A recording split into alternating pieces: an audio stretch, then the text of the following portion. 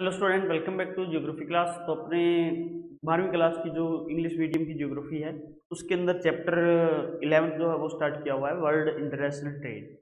तो इसमें अपने जो लास्ट टॉपिक छोड़ा था वो अपने इंटरनेशनल जो ट्रेडिंग ऑर्गेनाइजेशन है उनके बारे में अपने स्टडी कर रहे थे। तो इंटरनेशनल अपने ट्रेडिंग ऑर्गेनाइजेशन जो है इनके बारे में जो स्टडी की जा रही है अपने लास्ट पॉइंट में कि कौन कौन से हैं international trading organization. International trading organization, international trading organization जो है वो कौन कौन सी है। तो इसमें पहला जो है वो आता है जनरल जनरल एग्रीमेंट ऑन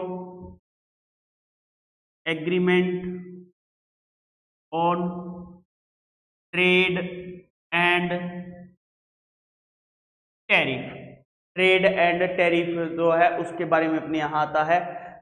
जो पहला है ट्रेड एंड टैरिफ, जिसे अपने शॉर्ट फॉर्म के अंदर गेट कह देते हैं। गेट, इसके बारे में अपने स्टडी कर रहे थे लास्ट वीडियो में। गेट जो है तो इसके बारे में स्टडी कर रहे थे। इसके अंदर आपको बताया था बी GATT was the world first huge international trading जो एग्रीमेंट जो है, ये अपने फर्स्ट जो है एग्रीमेंट था वर्ल्ड का, and which was sign 96 countries, यानी इसके अंदर जो है 96 कंट्रीज ने साइन किए थे। 96 कंट्रीज जो है उन्होंने साइन किए थे 13 अक्टूबर, यानी 30 अक्टूबर को, 13 अक्टूबर 1947 में, 1947 के अंदर इसमें साइन किए गए 96 कंट्रीज के द्वारा। ये जो एग्रीमेंट था, इस एग्रीमेंट को इंप्लीमेंट जो किया गया वो किया गया 1 जनवरी 1948। इंप्लीमेंट कब किया गया 1 जनवरी 1948 को, 1 जनवरी 1948 को इसका इंप्लीमेंटेशन किया गया, ये इंप्लीमेंट किया गया। ये इट वाज, या ये मान सकते हैं भी यह जो है वो मल्टीलेटरल जो इंटरनेशनल टेरिटरी जो है उन टेरिटरी को अपने कवर्ड करता है ऑलमोस्ट 80% तक ऑफ द वर्ल्ड ट्रेड, जो वर्ल्ड ट्रेड है उस वर्ल्ड ट्रेड को। It was an organization with the code of conduct in international trade, liberalism which help different members countries negotiate and solve their problems, business problems, and provide them a platform of interact from time to time। तो time to time जो है वो इनको facility देने के लिए जो है बिजनेस की कंट्रीज को ये जो है फॉर्मेशन किया गया, इसका ऑर्गेनाइजेशन किया गया। गेट जो है, इस गेट को अपने abolished in 1 January 1995 and it was include in world trade organization. तो 1995 के अंदर जो है इसको वर्ल्ड ट्रेड जो ऑर्गेनाइजेशन है उस वर्ल्ड ट्रेड ऑर्गेनाइजेशन में से ऐड कर लिया गया, इंक्लूड कर लिया गया। इसको गेट को, ठीक है। तो गेट देखिए, अगर इसकी बात करें, GATT was a permanent international organization था ये, and which had its headquarter at Geneva. इसका जो हेडक्वार्टर है वो था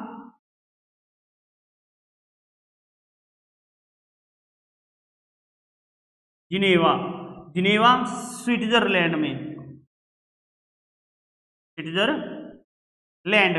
तो जिनेवा स्विट्जरलैंड जो है वहां पर इसका जो है अपने हेडक्वार्टर था स्विट्जरलैंड के अंदर।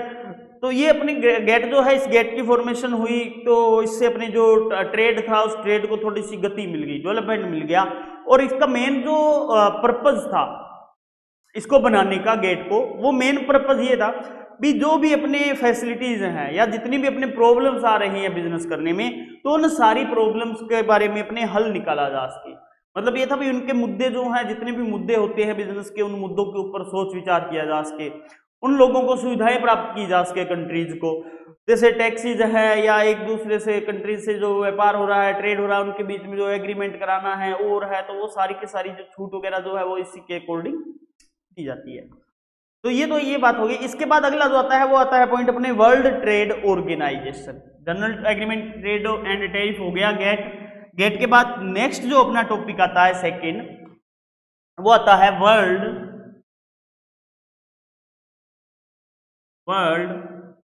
ट्रेड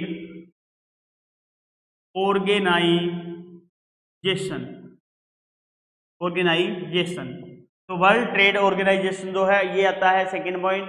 तो वर्ल्ड ट्रेड ऑर्गेनाइजेशन जो है, तो ये ऑर्गेनाइजेशन एक इंटरनेशनल ऑर्गेनाइजेशन है, इसको जो है इट वाज स्टेबलाइज्ड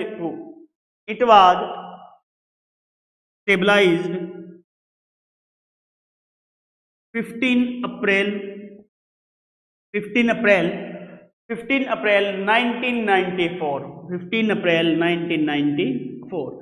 यानी इसका जो स्टेबलाइजमेंट किया गया, इसकी जो स्थापना की गई वो की गई 15 अगस्त 1993 को। एंड स्टार्ट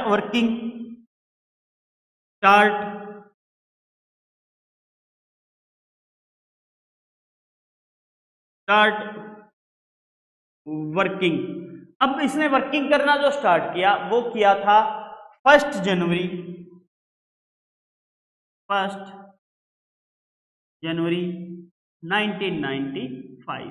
यानी 1 जनवरी 1995 से इसने अपना वर्किंग करना स्टार्ट किया, वर्क करना इसने स्टार्ट किया। इसका जो हेडक्वार्टर है, हेडक्वार्टर्स जो है या हेडक्वार्टर जो है वो जिनेवा में ही है, स्विट्जरलैंड जो है जिनेवा स्विट्जरलैंड, वहां पे ही इसका जो है हेडक्वार्टर है। तो जो गेट का हेडक्वार्टर है वही अब क्या है, जिनेवा में स्विट्जरलैंड में इसका हेडक्वार्टर है। तो WTO जो है, ये WTO देखिए अपने प्रोपोगेटर जो करता है वो लिबरलिज्म जो है, ग्लोबलाइजेशन जो है उसको करता है, एंड प्रिवेटेशंस ऑफ इंटरनेशनल लेवल। और जितनी भी इसकी मेंबर कंट्रीज हैं वो इसको अपने फॉलो करती हैं। 19 दिसंबर 2015 की बात करें तो 19 दिसंबर 2015 तक 19 दिसंबर 2015 तक इसकी जो मेंबर कंट्रीज हैं वो 64 हो चुकी हैं। मीन्स ये है भी 14 दिसंबर 2015 तक इसके अंदर जो कंट्रीज हैं ऑर्गेनाइजेशन की वो 164 कंट्रीज जो है मेंबर बन चुकी है, and which include developed and developing countries जो हैं उन सबको इसके अंदर शामिल किया गया है। ये वर्ल्ड ट्रेड जो ऑर्गेनाइजेशन है इसके अंदर देखिए अपने WTO में चीफ डायरेक्टर ऑफ गेट थे उस समय आर्थर डंकल। ठीक है, तो आर्थर डंकल ने एक मॉडल जो है वो प्रेजेंट किया सितंबर 1991 के अंदर, और मॉडल प्रेजेंट किया तो उसको मॉडल को अपने डंकल मॉडल कहा जाता है। तो ये जो डंकल मॉडल जो है इसको अपने ये इसलिए बनाया गया भी जो जितनी भी कंट्रीज जो है उन कंट्रीज के साथ में अपने जो डेवलप्ड कंट्रीज है या डेवलप्ड कंट्री है, डेवलपिंग जो कंट्रीज है उन सब के साथ में कांटेक्ट किया जा सके और उनके बारे में उनकी जो ट्रेड हो रहा है उस ट्रेड के द्वारा उनको सुविधाएं जो हैं वो दी जा सके। तो इसलिए इसका जो है फॉर्मेशन किया गया था, तो उसको डंकल प्रपोज कहते हैं। तो 1992 के अंदर अपने जो है एक्सेप्टेड आफ्टर डिसीजन ऑन 15 सितंबर 1993, और इंडिया जो है वो भी इसका एक मेंबर जो है अपने WTO का बन चुका है अब प्रेजेंट टाइम के अंदर। तो आगे अपने थर्ड जो आता है वो आता है रीजनल ट्रेड ग्रुप्स। ये तो WTO हो गया, WTO के बाद में थर्ड जो आता है वो आता है regional trade groups.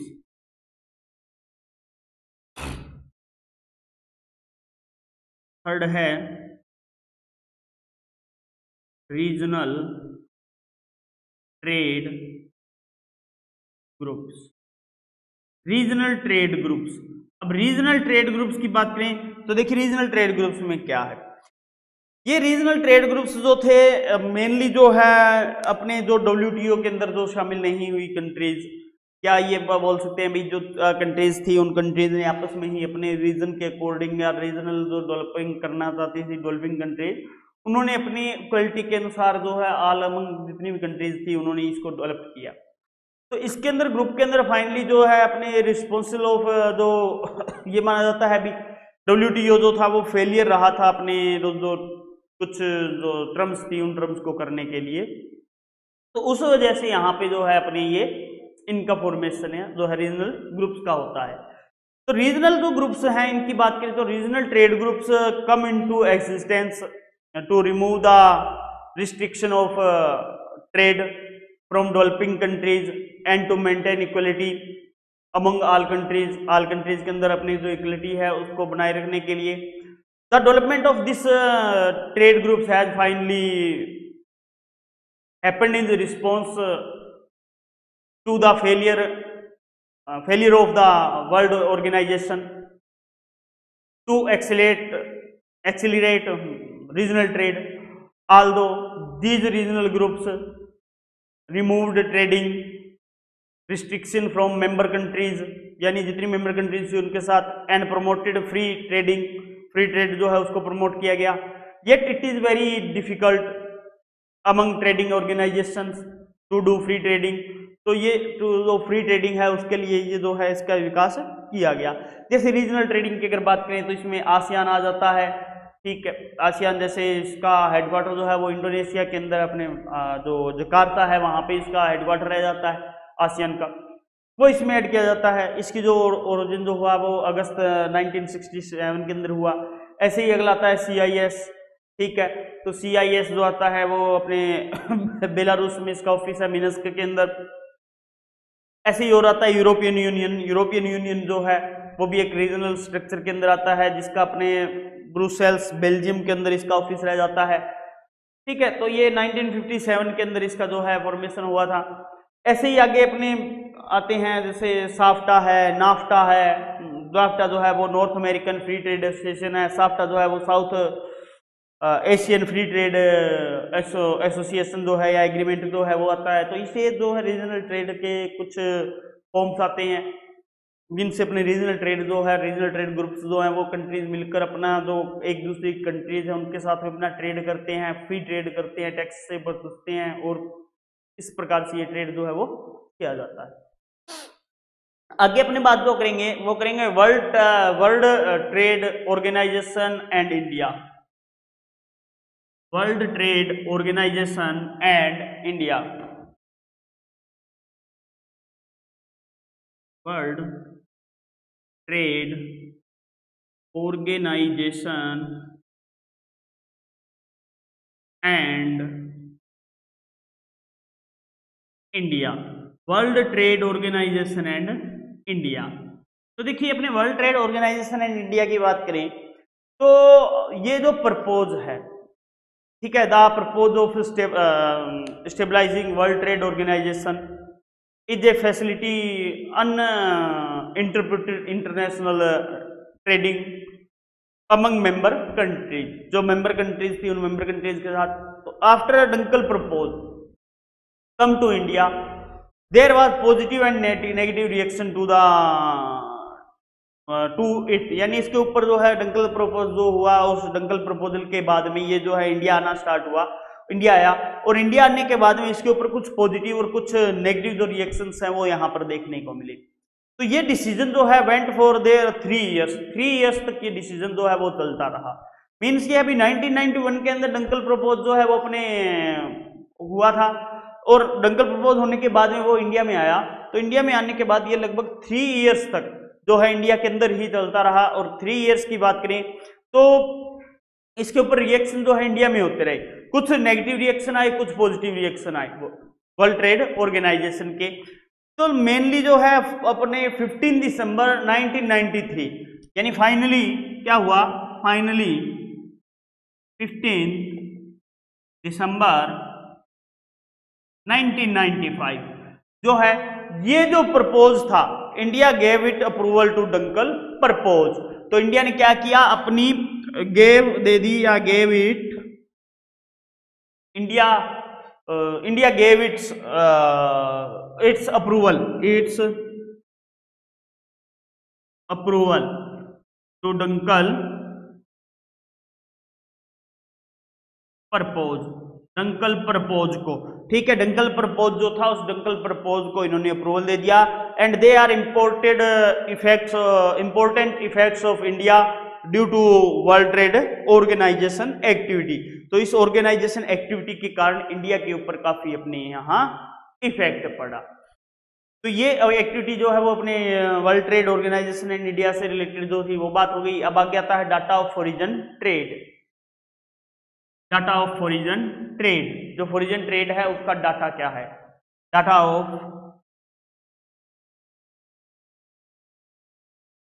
Foreign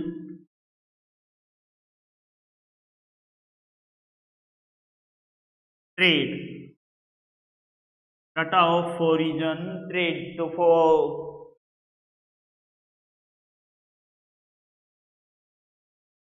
foreign trade, data of foreign trade, foreign trade का जो डाटा है उस डाटा का क्या इफेक्ट है?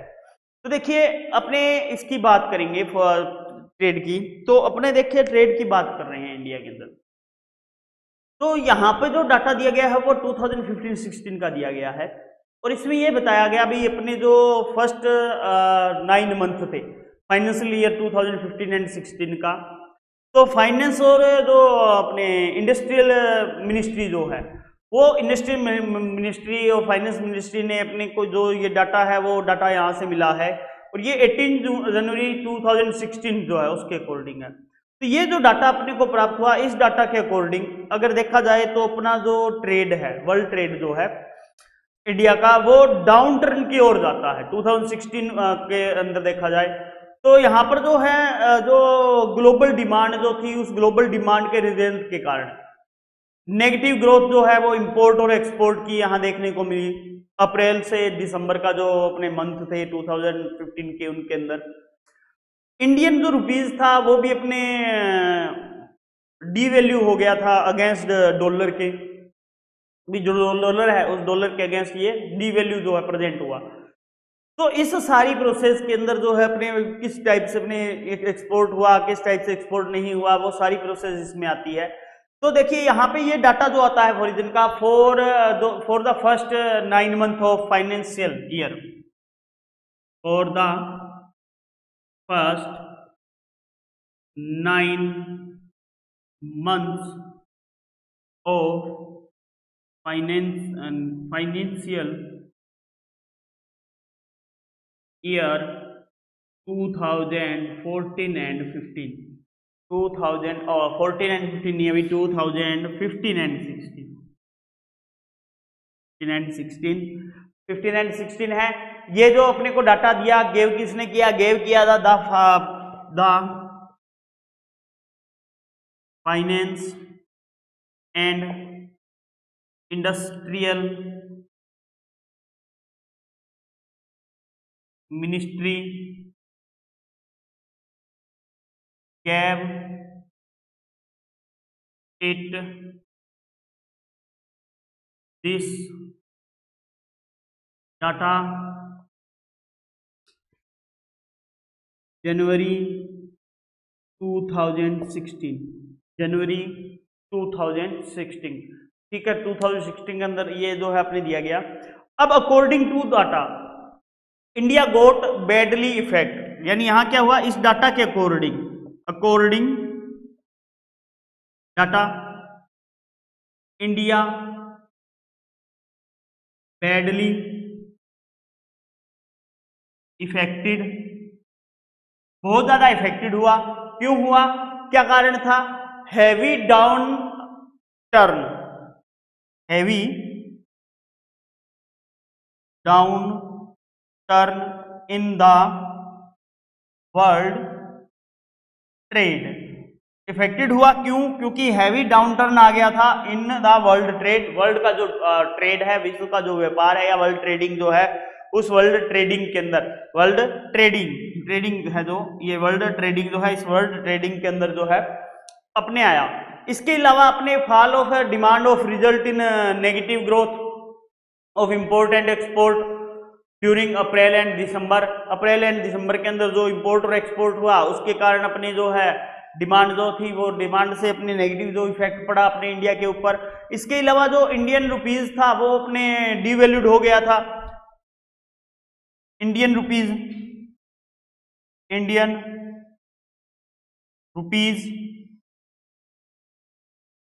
devalued against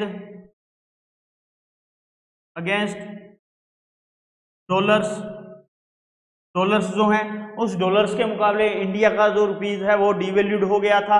तो डिवैल्यूड होने के कारण भी अपने जो इंपोर्ट हुआ उसके अंदर नुकसान हुआ। इसके अलावा the import of petroleum and non petroleum products decrease before the financial year even in 2014 and 50। ठीक है, तो 2014-50 का जो ईयर था उससे अपनी ये डिक्रीज हो गया। तो there was a decrease in import and export and also in the dollar value 2015 and 16 will be second year, यानी सेकेंड ईयर जो आया when there will be decrease in import and export due to the downturn of crude oil price. एक तो इसके अंदर crude oil price जो है उसका डाउन बिल्ड हो गया। इंटरनेशनल जो मार्केट थी उस इंटरनेशनल मार्केट के अंदर जो ऑयल इंपोर्ट जो था वो हैज बीन डिक्रीज बाय 41.60%। 41.60% जो है उसका पेट्रोलियम का अपने परिणाम है वो अपने कम देखने को मिला, तो उसकी वजह से भी प्राइस जो है इसका अपने डाउन आ गया। ठीक है, ड्यूरिंग द 9 मंथ, जो 9 मंथ थे उन 9 मंथ के अकॉर्डिंग, यानी फर्स्ट जो 9 मंथ है इनकी बात हो रही है ना, फर्स्ट 9 मंथ की बात हो रही है, तो फर्स्ट 9 मंथ के अंदर अपने जो डिक्रीज हुआ इंपोर्ट ऑफ पेट्रोलियम जो है इसका, तो 41.60% हुआ। And at same time import of non petroleum products जो हैं आल्सो डिक्रीज्ड, वो भी डिक्रीज हो गए। During those 9 month the trade defect has also decreased, तो डिक्रीज होता गया। तो ये इस टाइप से अपने जो डाटा ऑफ फॉरेन ट्रेड की जो फाइनेंस मिनिस्ट्री से मिले हैं इससे पता चलता है भी अपना जो इंडियन जो ट्रेड था वो काफी अपने लॉस में गया था 2015 एंड 60 और 2014 एंड 30 जो है उसके अंदर। अब अपने बात करें according to data provide by the financial ministry during April to December 2050, तो अप्रैल टू दिसंबर का ये जो अपने डाटा है अप्रैल टू दिसंबर का, इस अप्रैल टू दिसंबर के डाटा के अंदर अपने जो रिजल्ट मिलता है वो ये मिलता है भी अप्रैल टू दिसंबर का जो डाटा है कहाँ है, फाइनेंस मिनिस्टर ने दिया अप्रैल टू दिसंबर का डाटा 2015 में। ठीक है, 2050 का देखें तो there was an export of, यहाँ पे जो एक्सपोर्ट किया गया वो किया गया 196.60 मिलियन डॉलर का, 6 मिलियन डॉलर्स का। तो 196.60 डॉलर्स जो है उन 196.60 डॉलर्स का एक्सपोर्ट किया गया। एंड इंपोर्ट जो किया गया वो किया गया 256 नहीं है, 295 होगा ये, 295.81 मिलियन डॉलर्स का। तो 295.81 मिलियन डॉलर्स का अपने जो है किया गया इंपोर्ट ये किया गया previous final years during the same period April to December 2014। अब प्रीवियस ईयर की बात करें, ये तो इसकी बात थी, तो इसके प्रीवियस ईयर की बात करें, previous year April to December 2014, April to December 2014 इसकी अगर बात करें तो अप्रैल टू 2014 इसमें देखिए क्या हुआ। इसमें अगर अपने बात करें तो यहाँ पे अगर इंपोर्ट और एक्सपोर्ट दोनों देखा जाए तो यहाँ पे जो एक्सपोर्ट किया गया वो किया गया 239.98 मिलियन डॉलर्स का, एंड इंपोर्ट किया गया, ये तो अपने डिपोर्ट कर दिया। इंपोर्ट जो किया गया वो किया गया 351.61 मिलियन डॉलर्स का जो है। एक्सपोर्ट जो 2014 में हुआ वो हुआ था अपने 239.93 मिलियन डॉलर्स जो है उनका, और इंपोर्ट जो हुआ वो 51.61 जो डॉलर बिलियन डॉलर्स जो हैं उनका अपने एक्सपोर्ट जो है हुआ।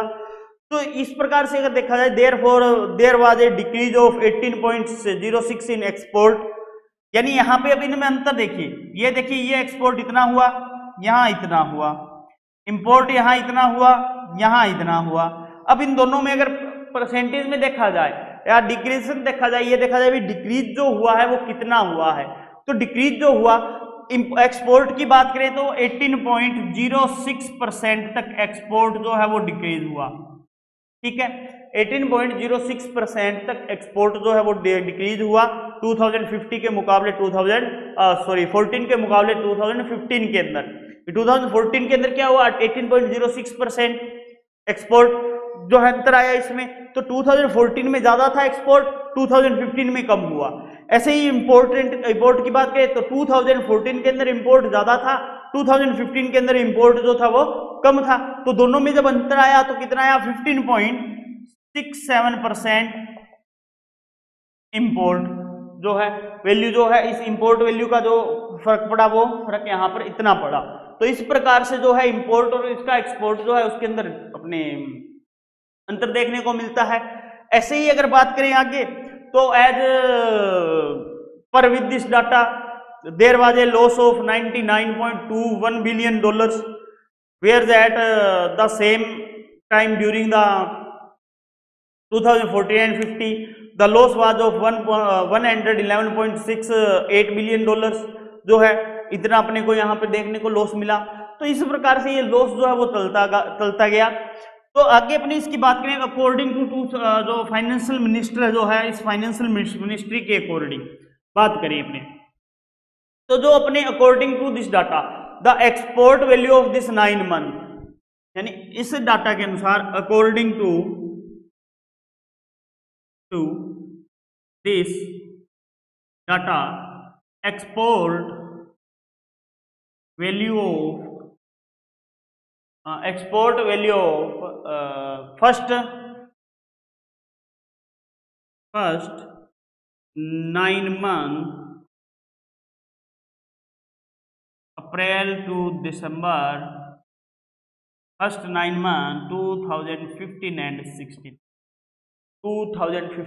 16 की बात करें तो रुपीज में अगर इसकी बात करें तो वाज एक्सपोर्ट अगर देखा जाए यहाँ तो एक्सपोर्ट जो हुआ वो हुआ आपका 12 लाख। एक्सपोर्ट जो हुआ वो देखिए रुपीज में एक्सपोर्ट 12 लाख यानी 12,73,323 रुपीज एक्सपोर्ट इतना हुआ। इंपोर्ट, अब इंपोर्ट की बात कीजिए। अब इंपोर्ट जो है वो देखा जाए तो वो निकला अपने 19,15,849 crore rupees.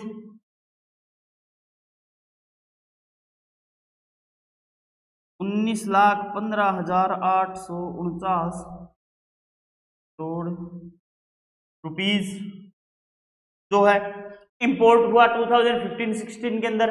In previous financial year, in previous financial years 9 month export जो है, यानी प्रीवियस ईयर्स 2014 एंड 15 की बात करें तो 2014 एंड 15 के अंदर जो एक्सपोर्ट हुआ वो कितना हुआ 40,58,049 करोड़ रुपीज जो है 049 करोड़ रुपीज जो है अपने यहां पर